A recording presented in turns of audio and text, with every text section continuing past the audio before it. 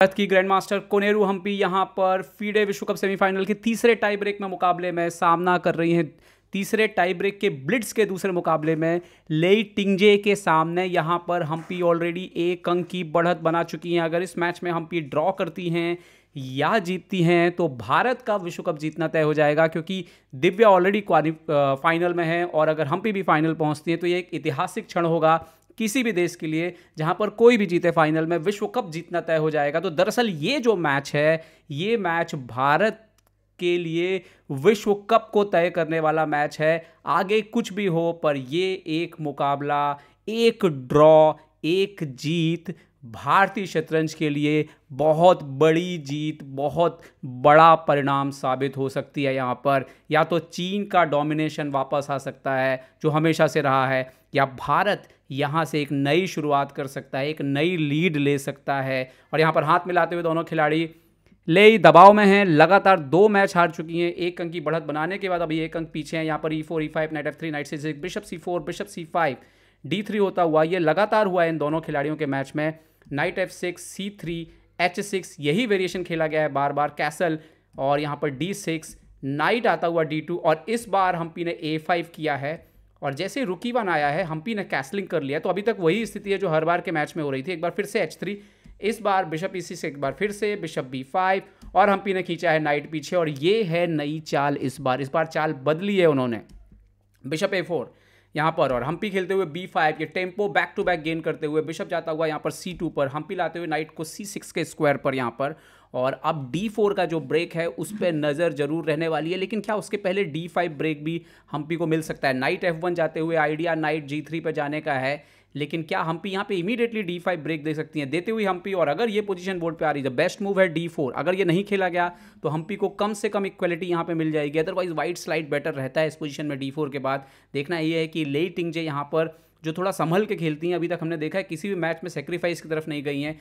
तो यहाँ पर सिंपल सेफ लाइन हम्पी के खिलाफ काम नहीं करेगी। हम्पी का क्वीन जो है वो सेंटर पर आ चुका है और हम कह सकते हैं कि पोजीशन लगभग बराबर है। नाइट G3 यहाँ पर, और आने वाले समय में हम देखेंगे कि E5 पे प्रेशर जरूर बढ़ाना चाहेंगी यहाँ पर लेई टिंगजे, लेकिन वो मैनेजेबल है इस पोजीशन पे।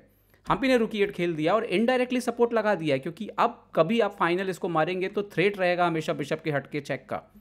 यहाँ पर क्वीन E2 आते हुए प्रेशर बढ़ाया है जरूर, लेकिन मैं वही बात बोल रहा हूँ, ये पॉन इनडायरेक्टली डिफेंडेड है अभी, क्योंकि रुक पीछे से है। बिशप कभी भी हटेगा, वो पॉन को आप नहीं मार सकते हैं फाइनल।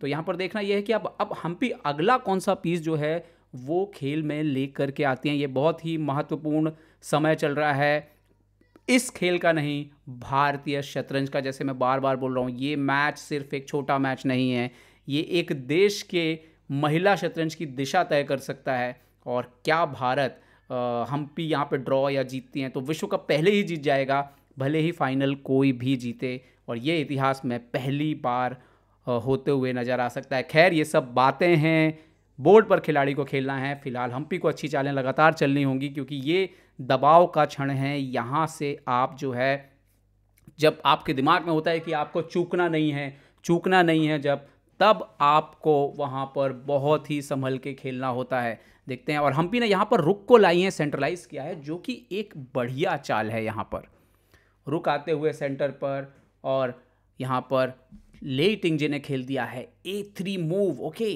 तो वहाँ से अब वो क्वीन साइड से शायद B4 करना चाहती हैं। तो यहाँ पर क्या बिशप को पीछे ले सकते हैं आप, देखना ये होगा, क्योंकि या हम्पी A4 करके ब्लॉक कर सकती हैं क्या क्वीन साइड की जो एक्टिविटी है वाइट की। अगर ऐसा होता है तो वो बहुत ही एक अच्छी चीज़ हो सकती है। और देखना ये होगा कि क्या इस पोजीशन पर हम्पी क्या चाल चलेंगी, यहाँ पर बहुत ही महत्वपूर्ण है ये स्थिति यहाँ पर लेई टिंगजे के लिए। और देखते हैं कि यहाँ पर हम्पी ने फाइनली A4 खेल दिया है और पोजीशन को ब्लॉक कर दिया है। इस पोजीशन को टिंगजे ने जो है कंटिन्यू किया है, बिशप को D2 पे खेला है यहाँ पर। और अब एक बार फिर से कोनेरू हम्पी की चाल देखते हैं कि कोनेरू यहाँ से कंटिन्यू क्या करती हैं, क्या कैसे खेल को आगे ले जाती हैं। यहाँ पर एक अच्छी चाल है, क्वीन को पीछे आकर के नाइट को ऊपर ले जाने की कोशिश करना। क्या ये काम कर सकता है हम्पी के लिए, यहाँ पर देखना होगा। हम्पी यहाँ पर अपने टाइम को यूज़ करते हुए, सोचते हुए कि किस तरीके से खेल को यहाँ से आगे लेके जाया जाए। और फिलहाल अच्छी स्थिति में है, समय में ज़रूर थोड़ा सा पीछे हो रही हैं। अगर हम कंपेयर करें तो 1-1.5 मिनट का अंतर आ रहा है। यहाँ पर ज़रूर हम्पी को ध्यान रखना पड़ेगा कि टाइम में ज़्यादा जो है वो ना पीछे जा पाएँ। और ये क्वीन D7 यहाँ पर बहुत ही अच्छी चाल होगी अगर हम्पी यहाँ पर ये चाल निकाल पाती हैं तो, जो कि यहाँ पर स्थिति को बदल भी सकता है, क्योंकि वाइट के पास थोड़ा मुश्किल है चालों को ढूंढना यहाँ पर, और कोई भी कैजुअल मूव यहाँ पर वाइट को नुकसान पहुँचा सकता है। हम्पी का हाथ जाते हुए वजीर की तरफ जा तो रहा था, अब देखना यह है कि वापस ले लिया, क्वीन D7 खेल दिया है, बढ़िया चाल यहाँ पर कोनेरू हम्पी की। और यहाँ पर ले टेंगजी को बहुत सावधान रहना होगा, क्योंकि कभी भी अगर E4 वगैरह आया ब्रेक तो बहुत दिक्कत हो सकती है पोजीशन में। यहाँ पर देखते हैं कि क्या चाल जो है वो खेलती हैं यहाँ पर लेई टिंगजे सोचते हुए। और आपको बता दें कि जो समय का जो डिफरेंस है वो यहाँ पर अभी भी ठीक ठाक है। अगर हम देखें 4.5 मिनट के ऊपर है यहाँ पर लेई टिंगजे के पास, और हम्पी के पास करीब करीब 2 मिनट 50 सेकंड के आसपास हम कह सकते हैं। यहाँ पर किंग H2 खेला है, जो कि एक गलत चाल है, क्योंकि E4 ब्रेक आ रहा है पोजीशन में, E4 D4, यहाँ पर बिशप C4 आ रहा है, क्वीन को आप हटेंगे तो बिशप F2 आ रहा है। ये पोजीशन एकदम विनिंग हो सकती है हम्पी के लिए।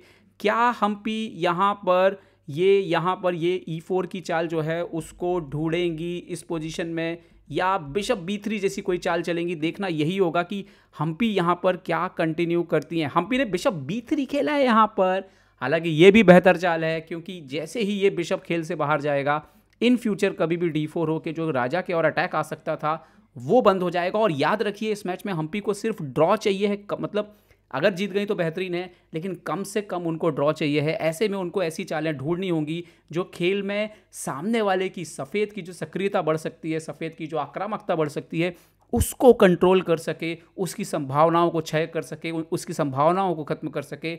और ऐसे में बिशप B3 एक अच्छी चाल ही है, भले ही इससे बेहतर चाल बोर्ड पर थी, क्योंकि जब आपके पास दबाव होता है, कल हमने देखा दिव्या का मुकाबला कैसे गलतियां हो रही थी दबाव में, और वही चीज़ मायने रखती है कि दबाव में जब आप एक बैलेंस मूव भी खेलें, गलतियां ना करें, वो मायने रखता है। और फिलहाल अगर हम देखें एक समय पीछे वो 2-1 से पीछे हो गई थी हम्पी, और फिलहाल वो 3-2 से आगे चल रही हैं।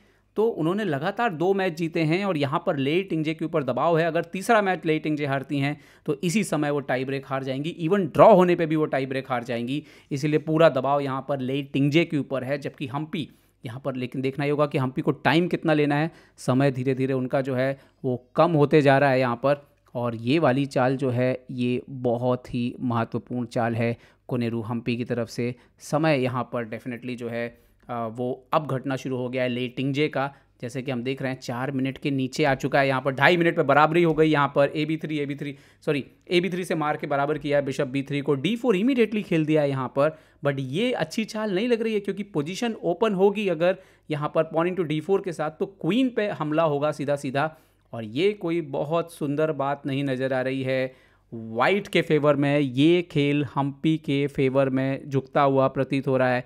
क्या हम्पी यहाँ पर E/D4 मारने जा रही हैं, जो कि बहुत ही महत्वपूर्ण चाल होगी। सीधा क्वीन पर हमला होगा रुक से, जैसे ही हम्पी पॉन से मारती हैं। यहाँ पर सोचते हुए, समय को इन्वेस्ट करते हुए, यस मार दिया यहाँ पे पॉन इनटू पॉन, और यहाँ पर क्वीन से B5 मारते हुए, बट यहाँ पर पॉन इनटू C3 भी आ रहा है। तो ये खेल जो है अब आसान बनेगा, क्योंकि अभी रुक भी एक्सचेंज होंगे, बिशप भी एक्सचेंज होंगे। ये खेल जो है हम्पी के लिए बेहतर होता जाएगा। पॉन इनटू C3 मार दिया है, यहाँ पर आप देखिए रुक इनटू E8 हो सकता है, क्वीन इनटू C5 हो सकता है, और आपको देखेंगे कि ये बिशप रुक खेल से बाहर जाते जाएंगे। जितने मोहरे कम होते जाएंगे बोर्ड से, उतना हम्पी के लिए ये पोजीशन अच्छी होती जाएगी। और यहाँ पर लेई टिंगजे के लिए जो है वो संभावनाएं घटती हुई, समाप्त होती हुई, क्योंकि ये स्थिति जीतने वाली तो सफ़ेद की नहीं लग रही है। हम्पी ने वो रास्ता चुना है जहाँ से एडवांटेज थोड़ा सा गया है, लेकिन खेल उनके लिए आसान हो रहा है, जो कि ज़्यादा ज़रूरी है। जैसा मैंने आपको बोला, ड्रॉ भी चलेगा, लेकिन आप ड्रॉ के माइंडसेट से नहीं खेल सकते। आपको चालें ऐसी खेलनी है जिससे सफ़ेद की जो आक्रामकता है, उसके जो चांसेस हैं जीतने की, जो भी संभावनाएं बनती हैं, उनको क्षय किया जा सके, उनको ख़त्म किया जा सके। और यहाँ पर हम्पी बखूबी उस रोल में जो है खुद को ढालते हुए, और यहाँ पर रुक इनटू E8 मार दिया है। अब देखना यह है कि हम्पी किससे मारेंगी, ये बहुत महत्वपूर्ण सवाल है, क्योंकि अगर वो यहाँ पर क्वीन से या रुक से मारती हैं तो बिशप C3 के बाद बिशप इनटू F6 का थ्रेट रहेगा। तो बेस्ट मूव हो सकती है नाइट से मारना, ताकि किसी भी तरह का जो अटैक है वो हम्पी के ऊपर ना आ सके।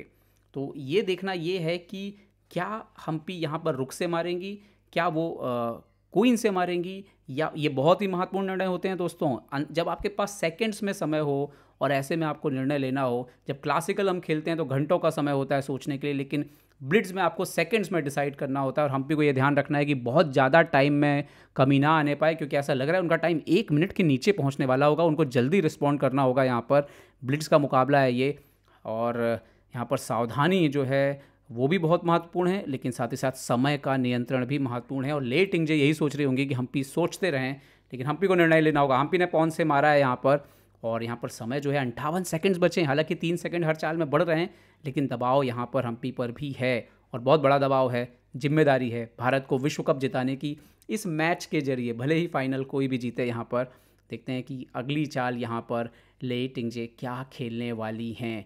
बहुत ही महत्वपूर्ण होगी उनकी अगली चाल। यहाँ पर बिशप इंटू C3 मारेंगी, या फिर क्वीन इंटू C5 मारेंगी, और पॉन इंटू D2 का यहाँ पर ऑप्शन देंगी हम्पी के लिए।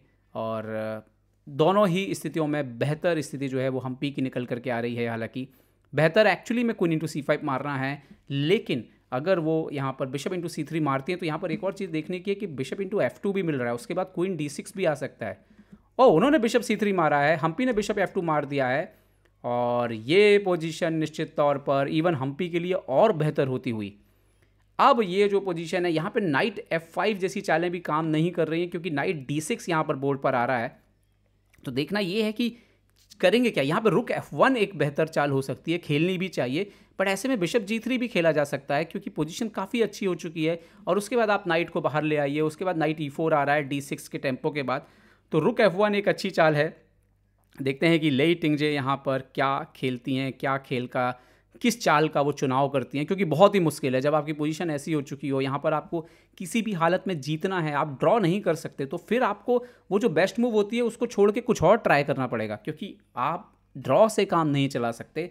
तो ऐसे में आपके ऊपर जो है हमला करने के अलावा कोई चारा नहीं बचता। और नाइट F5 ऊपर आते हुए दोस्तों यहाँ पर night into D6, night D6 जैसे ही आएगा मेरे ख्याल से हम्पी वही खेलेंगी। पोजीशन पूरी तरह से एक ऐसी स्थिति में पहुंच जाएगी जहां पर वाइट के पास करने के लिए कुछ नहीं रह जाएगा।